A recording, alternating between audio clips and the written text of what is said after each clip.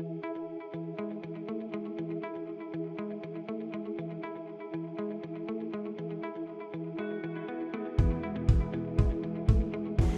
and welcome to Cancer Talks. I'm Dr. Manal, consultant oncologist. In today's episode, we'll be talking about lung cancer, a condition that's often surrounded by fear, stigma, and many unanswered questions. Lung cancer is often associated with smoking, but the reality is more complex. Today, we'll talk about who's at risk, the importance of early detection and screening, and how treatment changed dramatically over the past decade.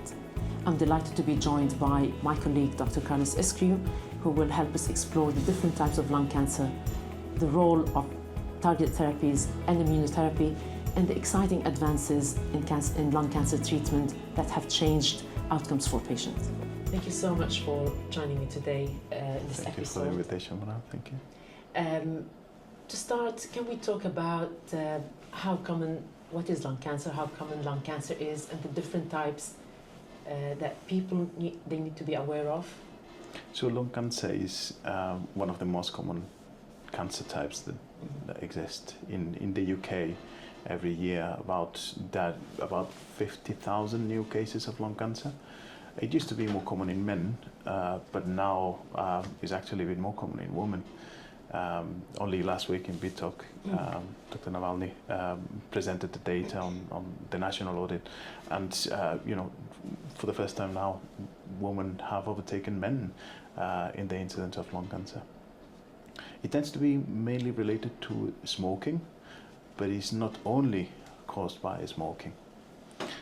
It is still, unfortunately, one of the most deadly cancers. So we have about 50,000 new cases every year, and about 35,000 people die of lung cancer every year in the UK. It's a cancer that starts from the cells, the healthy, normal cells in the lung.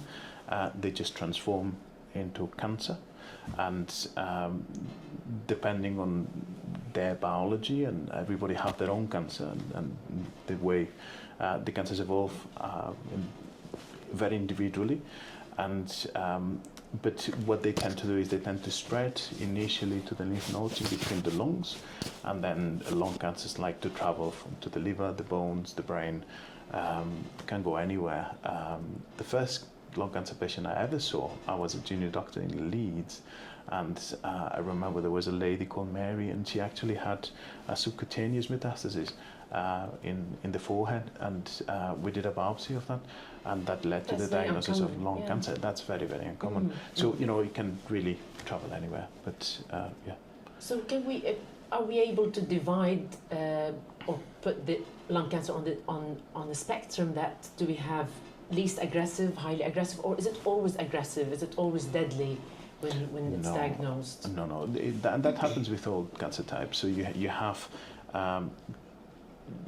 in lung cancer in general, you can divide them depending on the histology. So the pathologist looks at the biopsy under the microscope, and depending on how the lung cancer cells look like, they can be divided between small cells, because they are small, or non-small cells, because they are not small.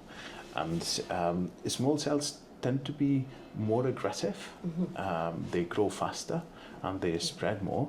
Non-small cells tend to be less aggressive, but they also can spread more. And within each group, you have a very broad spectrum. Unfortunately, there are patients that start having symptoms of the lung cancer 6 weeks before they come to clinic, and by the time they have their diagnosis and come to clinic 6 weeks later, they are in a wheelchair, they're very poorly, and they cannot have any cancer treatment. And the cancer has spread very significantly. There are patients that have surgery, and by the time they have their surgery, it has spread already, and the surgery is not successful. So, there are these aggressive cases, and it's impossible really to tell beforehand as to how a cancer will behave. It can also change over time. Then you have the very indolent cases. So in the MDT, you will know we have cases of patients that have nodules in the lung that do not change for years. And then eventually they change. We do a biopsy, and that leads to the diagnosis of lung cancer. and then is when we treat. So there is a very broad spectrum of possibilities and evolution. You mentioned earlier about lung cancer and smoking, and as we know that lung cancer is usually associated with smoking, but people ask, are there some they came across someone they know about had cancer, never smoked. Are there other risk factors aside from smoking? Yeah, that's actually something is very close to my heart. The fact that we have here in Liverpool a centralised clinic. So in Liverpool we cover an area of 2.5 million people, and we cover their oncological needs. And what we did over 10 years ago was everybody that had mutation-driven lung cancer, which tend to be non-smoking lung cancers, non-smoking related, they would come into this one clinic.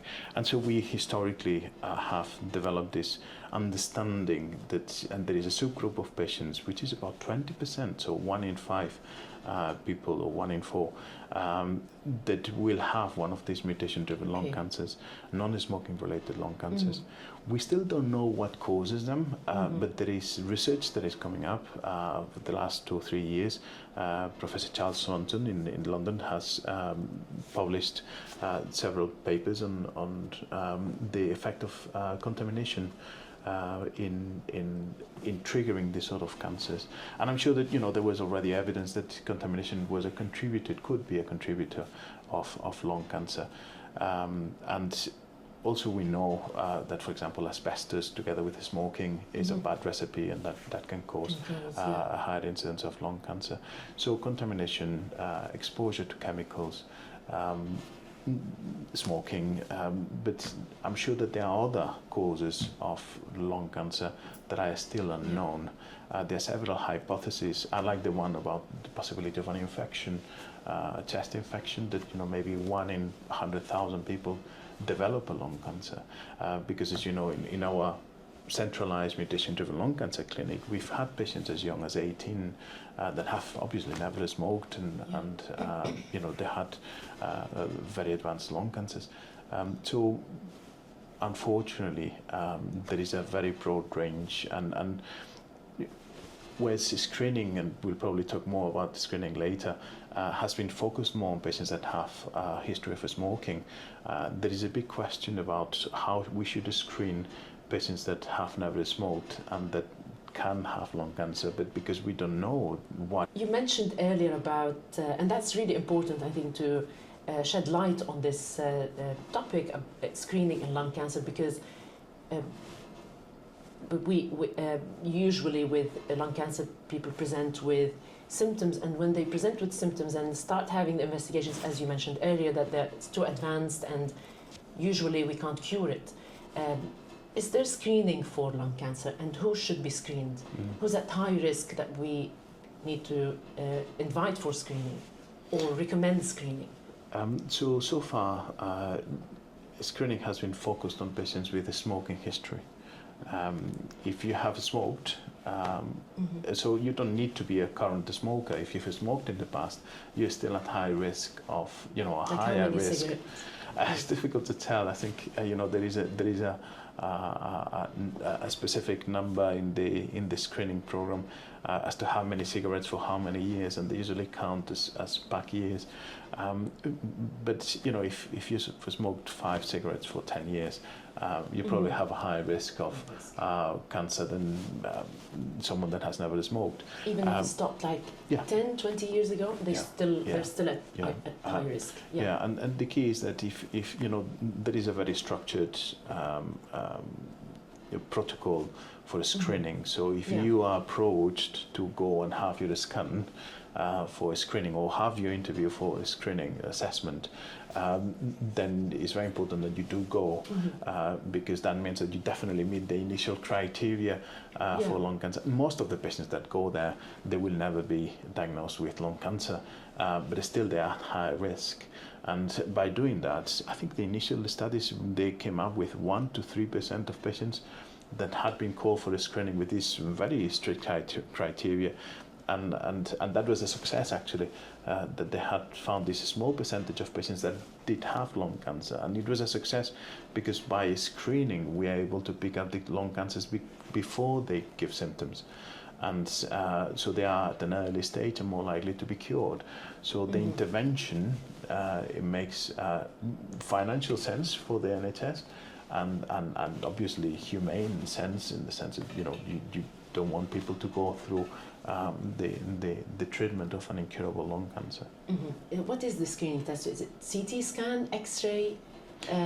So initially they do like an interview, and they make sure that you meet all the criteria, and then if you do meet that criteria, then they do a CT scan there and then.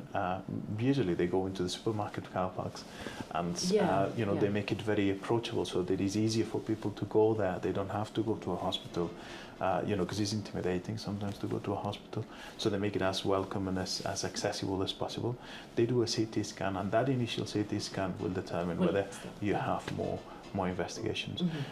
There is also a trend in primary care, so for general practitioners, for GPs, to have a low threshold to do a chest X-ray when patients have a chest infection that is resistant to antibiotics. This helps, So that's also helped to identify early stage lung cancer, because an infection that does not heal with antibiotics may actually be one of the indicators of early indicators of lung cancer.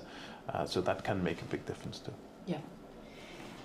Moving on to treatment, one of the relatively new type of treatment that we have so many patients they're receiving and doing well with it is targeted therapy. What is targeted therapy, and who benefit from targeted therapy? Because we have many people asking when they have this diagnosis of lung cancer. The question is, why am I not having this treatment? Am I supposed to have the target therapy? This will give me better results.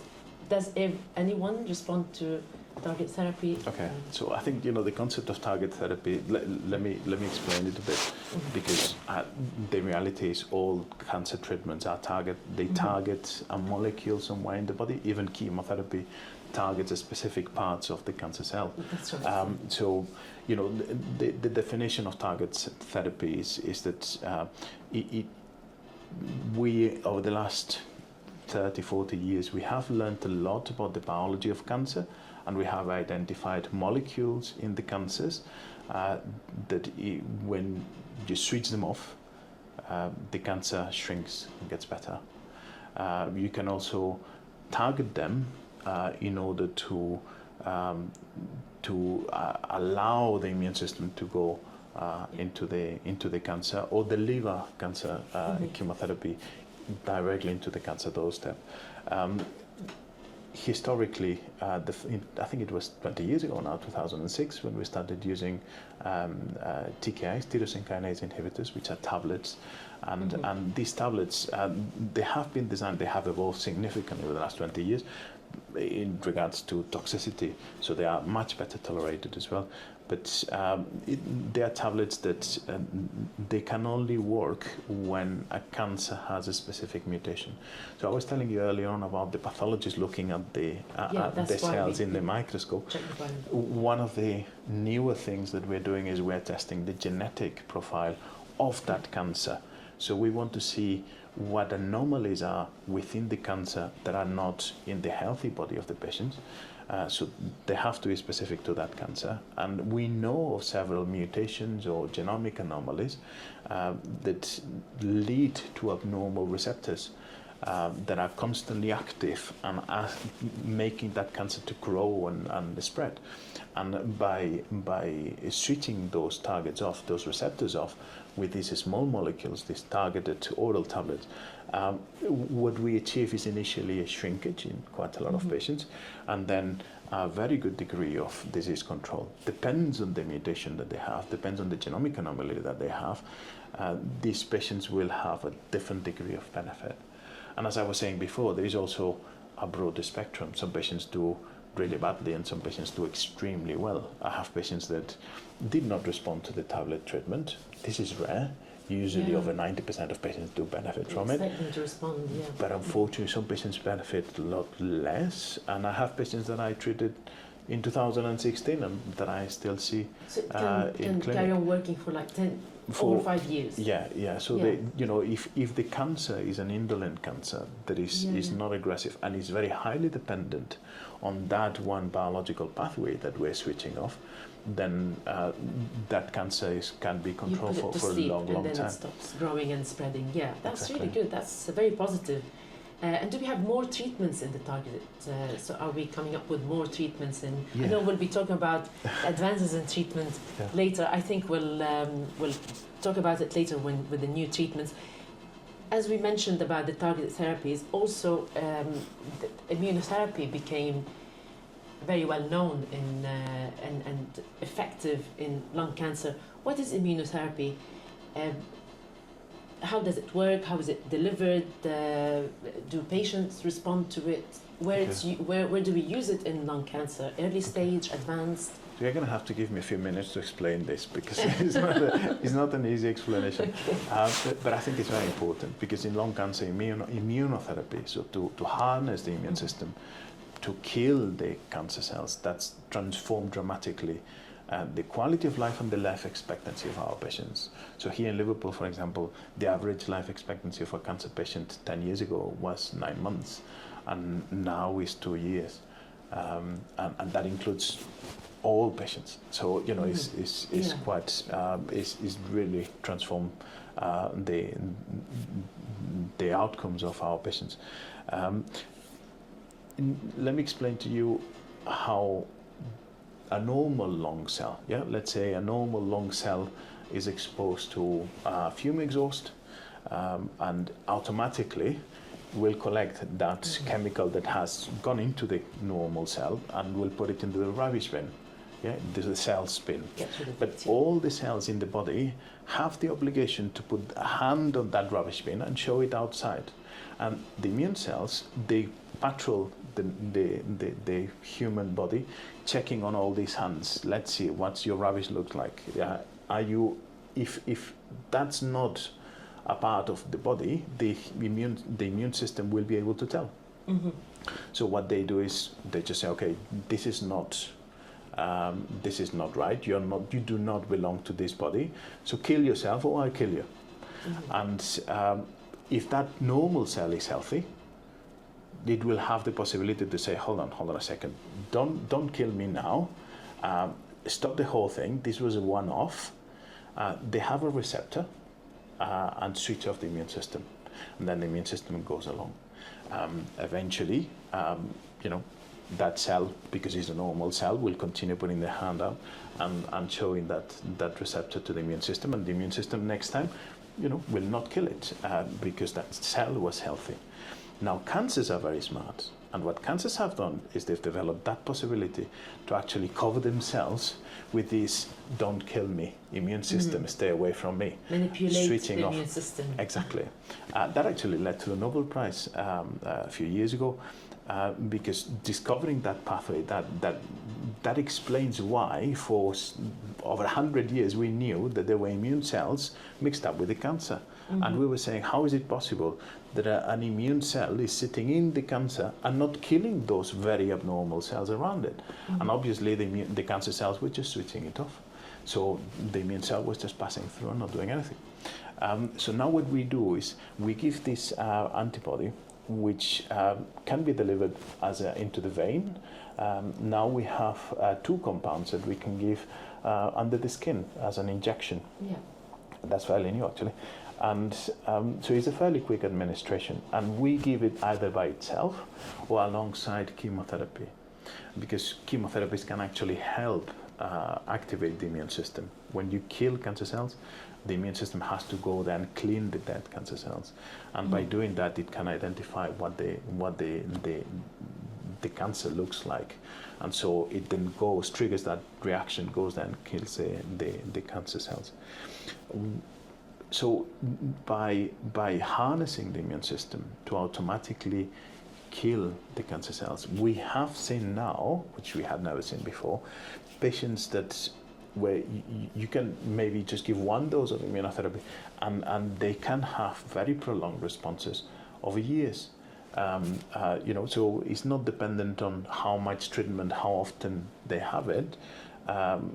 They may actually having it less often may be more beneficial, but it depends on how your immune system is actually activated and how much is it attacking the cancer.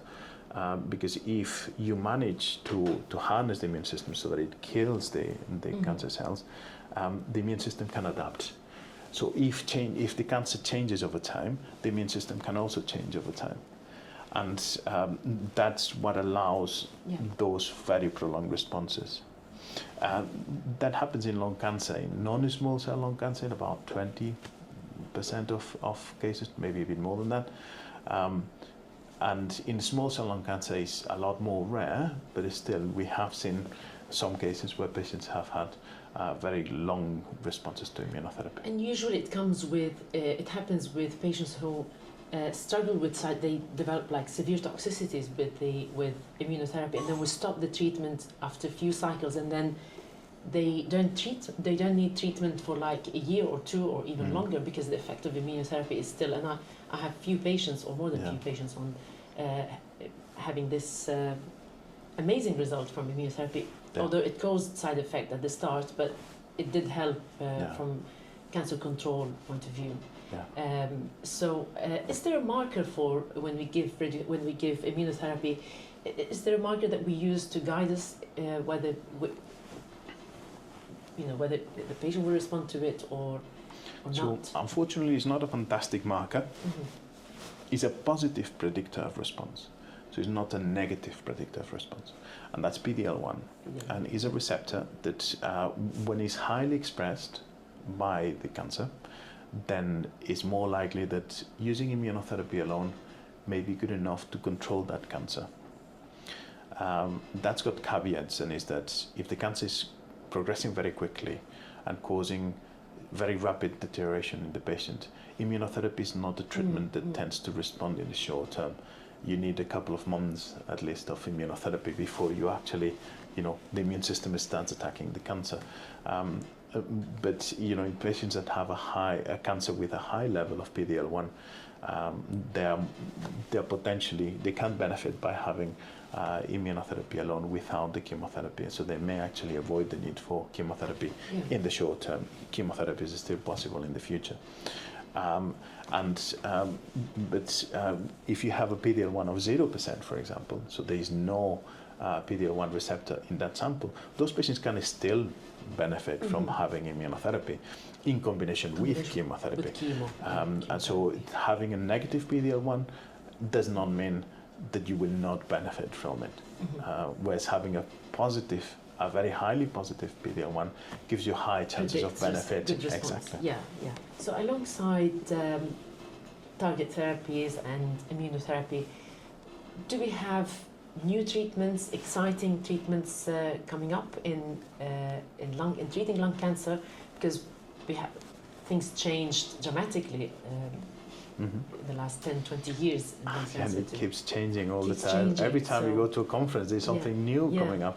It is actually very important to stay up to date as an oncologist. Absolutely. Very encouraging. Absolutely. And I think it's very important as well to open clinical trials because there are all these new agents that are coming up and that are showing very positive results, better than our standard of care. So we seem to be improving our standard of care in a stepwise manner, but there are multiple drugs that are being tested right now.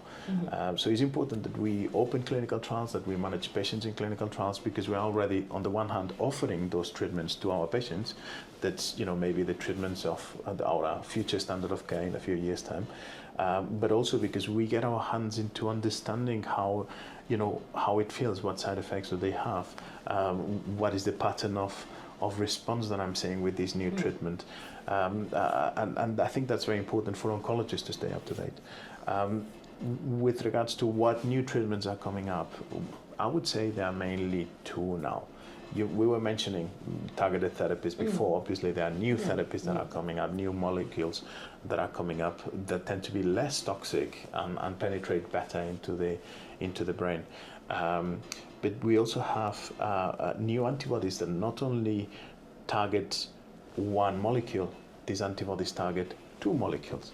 And it can be, for example, a PD-1 and VEGF, which apparently gives a much better effect so far with the data we have than targeting only PD-1. The same thing with TIGIT and PD-1. And also importantly for the small cell lung cancer, something that is very trendy now is these antibodies that target one molecule that is very common in a small cell, is the DLL3, and also a T cell engager, so a molecule that is belongs to an immune cell. And what they do is they basically force the immune cell and the cancer cell to get together. And in the short term, it can give significant side effects, but actually the outcomes that we are seeing are very positive, very encouraging. So there's more research going on these molecules.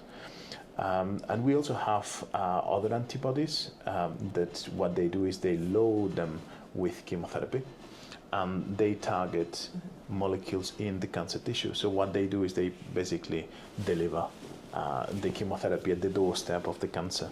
When an antibody joins a cancer cell, what they do is they absorb that into the cell. And so basically you're just sending like a kamikaze antibody there, because as soon as the cancer cell will absorb that antibody, the chemotherapy will kill that cancer cell. And what we're saying is more targeted efficacy and more less side effects.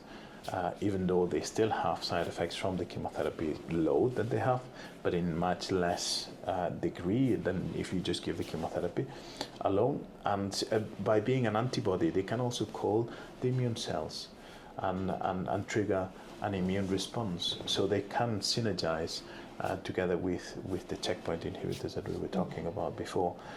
So if you inhibit PD-1 or PD-L1 and you deliver an antibody drug conjugate in, maybe that causes a significant degree of benefit. So that's actually one of the studies that we recently ran here that included that combination. So these new methods, these new drugs are coming up, and it's very important that we get our patients exposed to it. But within the clinical trial setting, when we know what's best, that's the way that we will go. So one of the things I really like of oncology nowadays is that it's changed a lot. And if something doesn't work, people stop using it. If something works, people keep using it. So if in clinical trials, they deliver the information, and then our challenge as oncologists, as you know, is to translate that result from the clinical trials into a real life population. And that's a challenge. But we are able now to access drugs that we couldn't 10 years ago. And what's coming next seems to be very, very promising as well. One of the things that I would like to point at as well is that we should not just focus on the new therapies. We seem to have this need to just add new drugs into what the chemotherapy backbone that we were using before. And it may be that we don't need to use that much chemotherapy. Maybe we need to use different chemotherapy agents. So we need to rethink in a context where immunotherapy is actually driving the clinical benefit, what is actually the benefit or the role of chemotherapies within those settings. But because clinical research is mainly led by pharmaceutical companies,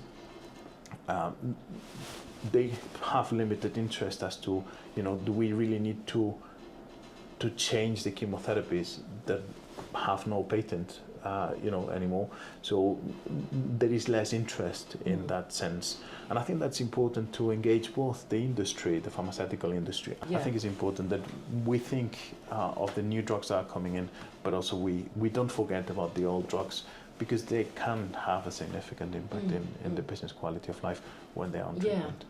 But overall, it's seems very positive how lung cancer treatment moving with all these advanced therapies, target therapies, immunotherapy, and also, but we need another episode to talk about other treatments in more details, but that's really helpful, and thank you so much for joining us today and for sharing your expertise. No problem. It was a pleasure. Thank you very much for inviting me.